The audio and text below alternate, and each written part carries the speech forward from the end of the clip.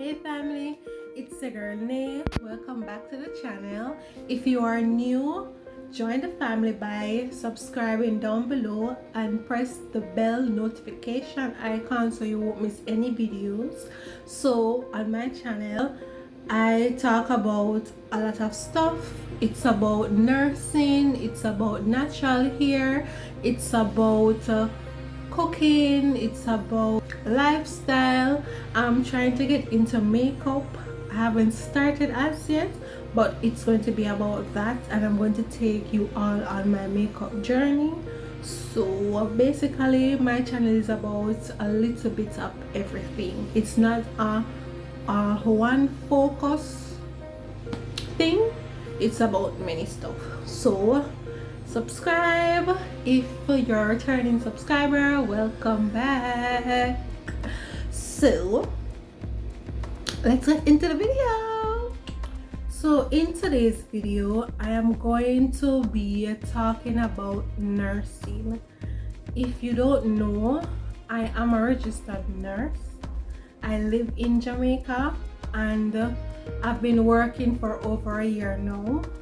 So I know that there are persons out there who want to get into nursing, and you have others out there that is going to start nursing school soon. So I thought it would be good to create this video to speak about how to survive nursing school. So I'm going to give you my personal tips on how I survive nursing school, and will share it with you guys so that you can use those tips. Maybe you guys have done some of them and maybe not, but I'm just giving you my personal tips. I survived nursing school, so I think some of my tips with the ones that you guys already have can help and let you guys survive and graduate and start working as a nurse. So let's get started. Okay guys, so I'm going to give you 10 tips. It's on my laptop here, so I'll just look at them and just explain and tell you how it helps and all that, right? Okay guys, so tip number 1 is to create a study plan. So you can do this by creating a timetable with the topic of focus and how much time a week it's going to be reviewed, and also how long you're going to spend on it. So for example, the topic of focus would be asthma, and the amount of time it will be reviewed would be on Monday and Thursday, and then the hours, how long you're going to spend on it, probably 2 hours, 4 hours, 8 hours.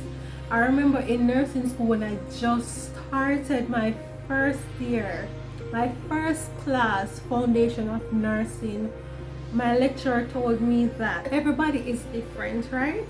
So person A may need 2 hours to study and retain it. Person B may need 5 hours and still retain.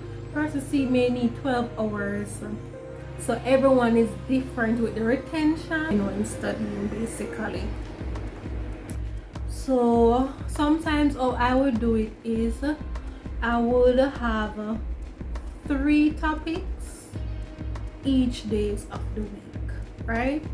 So for example, again, Monday it would be asthma, it possibly would be heart failure, and then another one will probably be peptic ulcer disease, right?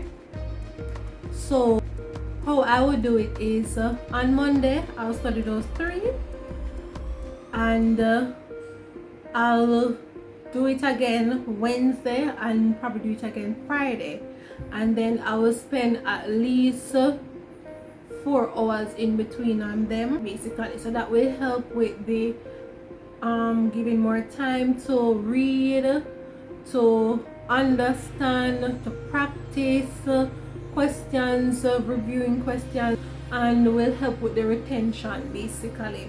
So that's how I do it. Instead of taking notes in class, This will help with your understanding of the topic being discussed. It will add further information to what they're discussing in class, because sometimes when you're going over those lecture notes and you never jot down anything, when it's time to read over now, you're not going to remember.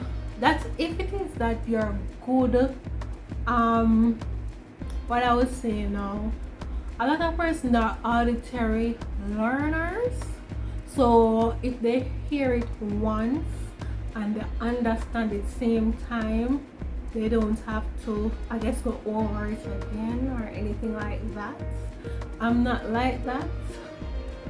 I have to write it down and I have to see it and or illustration so that I can get a full understanding of it basically.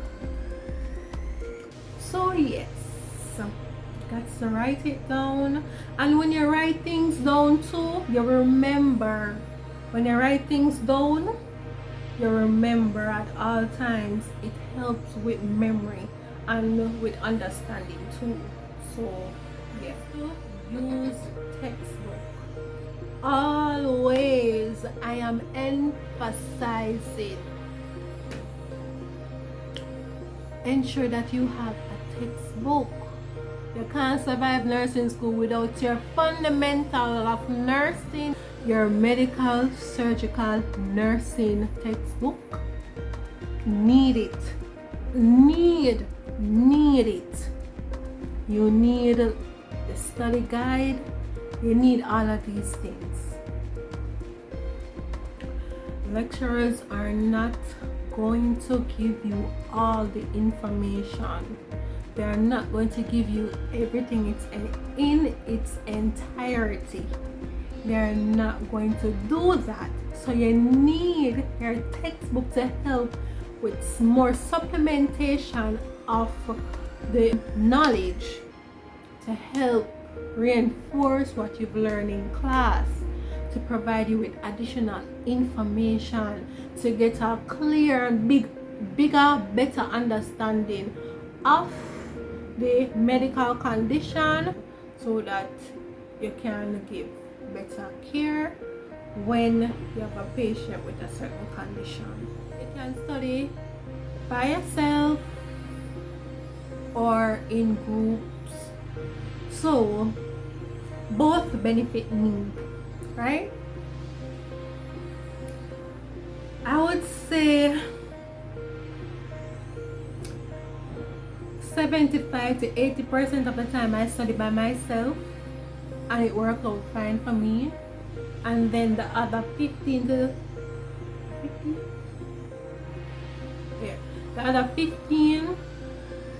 20% I would study in group. So alright, I like to study by myself. I rather study alone. I rather do that, because sometimes in groups it's either you're ahead of me and I'm behind, or I'm ahead of you and you're behind, and then I have to go back to try play catch. I rather study by myself. I'll take my time and highlight, make my notes. When I have my textbook, I have the lecture notes and everything. I rather to just study by myself, go at my own pace and do it my way. With the study in groups now, I'd rather do that when all of us complete the reading and everything, and then it's time to answer questions. We quiz each other, or we answer past papers or anything like that. I rather do group like that, basically studying groups. Or if it has anything with maths, like for me, I did college maths, I did biostatistics,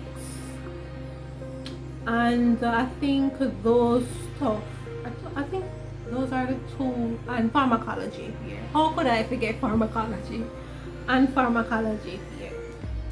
So in those courses, math wise, I'd rather do it in groups.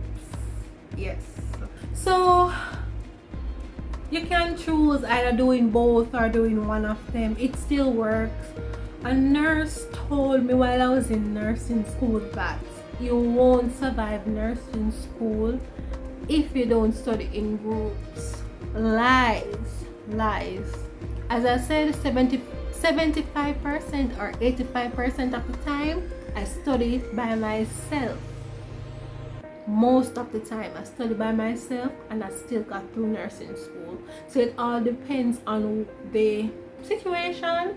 You go in groups or you do it by yourself. Do what's comfortable for you. YouTube. Let me explain to you now. For me, when I read textbook, sometimes when I'm reading about the disease or whatever topic it may be, sometimes I'm still not understanding it. I Google it, sometimes I'm still not understanding it, right? I YouTube it. And you have a lot of YouTube videos that explain that condition, that topic that you're studying. There's a lot. And I learn visually, auditory, and visually and auditory, both of them. I learn best when you're giving me illustrations. Shout out to Khan Academy. Shout out to registered NurseRN. That's Sarah, that nurse, that future nurse educator. You know, she is the best. Check her out, guys. Check her out. So I use Khan Academy. I use Sarah from registered NurseRN. I use Osmosis. These are the top 3 resources on YouTube I use to study. I use to help me with my understanding, my retention of all the lessons, the condition, everything in nursing school. They give illustrations, they explain and everything, and I need all of that to learn. Sometimes I just use them because the textbook is so draining. Like it have a lot of information that you have to try to understand, and you really have to sit down and read through it to find the main point. But going on YouTube, I'll find different videos, different illustrations, and they will explain it while the illustration is going on and everything, and that's how I understand it and remember. That's how I do it. So YouTube, it's free of cost. You don't have to spend any money to go to any extra class or get private tutor. Your tutor is YouTube. Anything you don't understand, don't procrastinate. We're humans. We're not perfect. I procrastinate during nursing school, but guys, you got to fight it. You got to fight with the procrastination. You got to fight it. Sometimes I would prep my day and say, alright, I have my timetable, focus on this topic today, spend such and such hour on it, and I get comfortable. Sometimes I can't just go right ahead to study it. I have to prep my mind, prep myself. So I try to, go on social media, go on YouTube, Not able to say nursing wise I watch something. No, I watch reality show and all of those stuff, music video and all of that, and sometimes I just scroll through Instagram and all of that, and sometimes time get the best of me, and one video leads to a next one, leads to a next one, leads to a next one. When I say alright, after I done watch this, studying time, finish watch it, a next interesting video go click.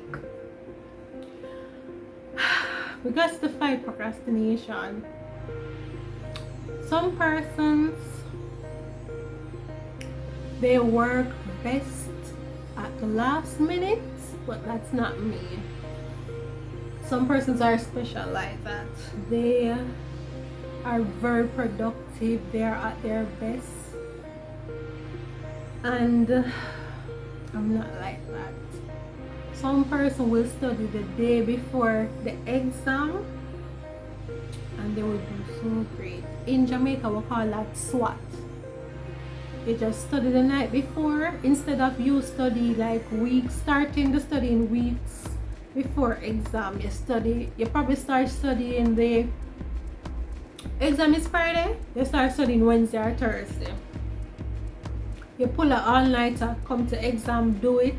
Some person do so well, so well. We call that Swot. You Swot and Pass. But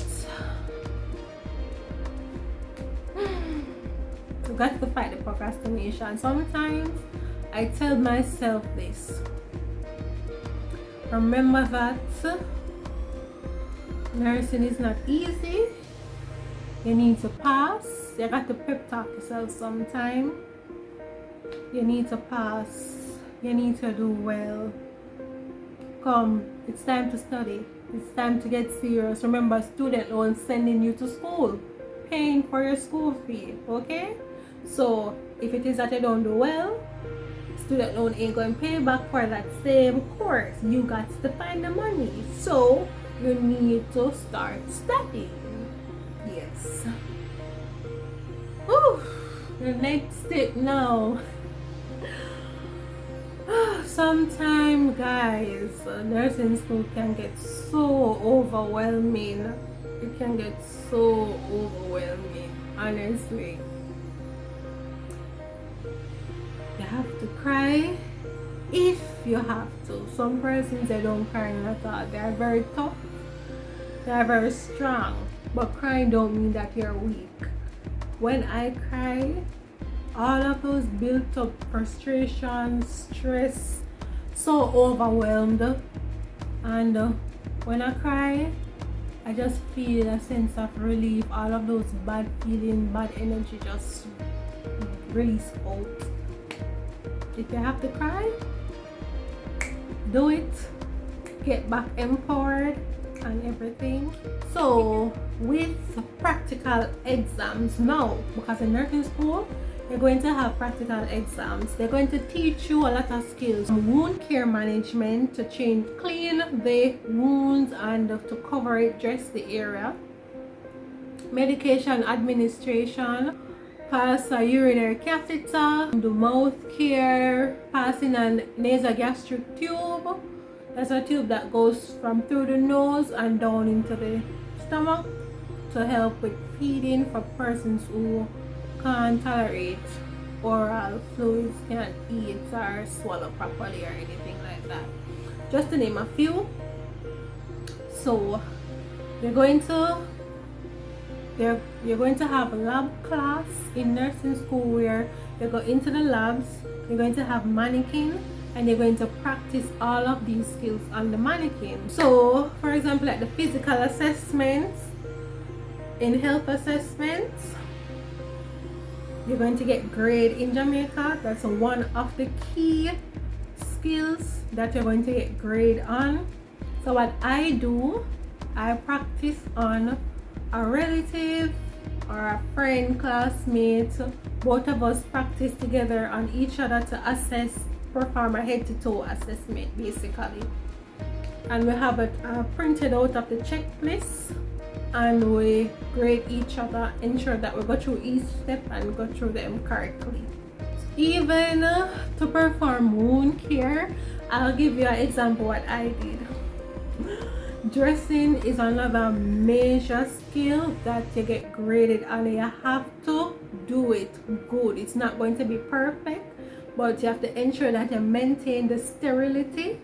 Once you maintain the sterility, good. But with practicing now with that skill, let me tell you how I did that, right? So we went in the lab and we practiced on the mannequins and everything. And I went home and I have a teddy bear. And let me show you. Here he is. Say hi, bear.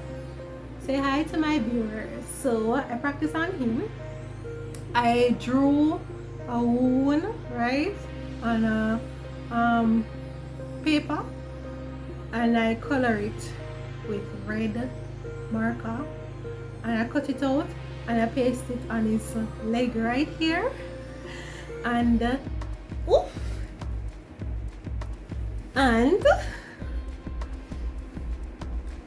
I practice the dressing on him. At my first step, we have to do it. The first step, and I just wipe the wound, clean it, maintain my sterility, ensure that it was done properly and everything.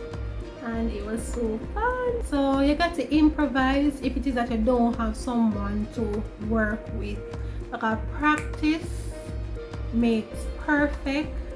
Practice, well, it's not going to always be perfect, but when you practice, you're less likely to make mistakes. And if you do make, it's minimal, that it won't hurt or harm the patient, basically. So next step, we're practicing again your care plan, your nursing care plan.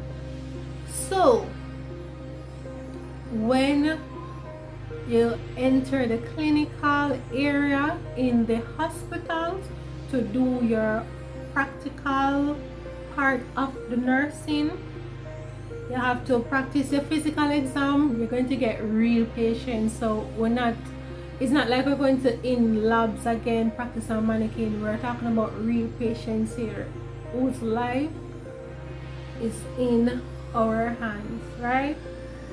When you're a student, you're practicing under the registered nurse license, and she should be there with you when you're performing anything on the patient. So when you have a patient, you see the medical diagnosis, you assess the patient, do a complete physical examination that you've learned in nursing school, or you practice on your partner, your colleague, classmate. So it's time to practice on the patient. You identify your needs, either oxygen needs, nutrition needs, elimination, whatever it may be, and you practice your care plan. You have to practice. That is what they use to basically tell if you're ready to become a nurse, to ensure that you can actually care for this patient. Is the plan of care for the day. So practice your care plan. In Jamaica, depending on the nursing school that you went, I'll speak for me from when I was going to my specific nursing school. It's not every day we get preceptors. It's not every day we get preceptor to review and such. Sometimes what you can do is ask a nurse. She's been there, so ask her to read it over, go over with you, to help you adjust, to explain and all of that. Or if you have a colleague who is so good at care plan, you can let that colleague review it, or just have the care plan ready so that when the preceptor do show up that day, you have it to present to them and they can help you through it, to correct it and let you get better at providing adequate care, to plan your care for your patient. Sometimes you got to take a break. And I don't mean stop nursing school now, no. So on a weekend, a Saturday or a Sunday, You can go out with friends, or even when after school is over, you can go hang out with your friends, family, spouse, to chill, to relax, to unwind, to just help you to reset, to restore. If you can go out by yourself to just do what you enjoy to do, because nursing school, it's hard. I'm not going to sugarcoat it. Nursing school is very hard. It is very difficult. It's very difficult, and it's very stressing. It's a lot. It's a lot. It's a lot. It's a lot. So you just have to, you can't bury yourself in the book. You can't bury yourself in the book and don't have a life for yourself, because you don't want the book to get you go crazy.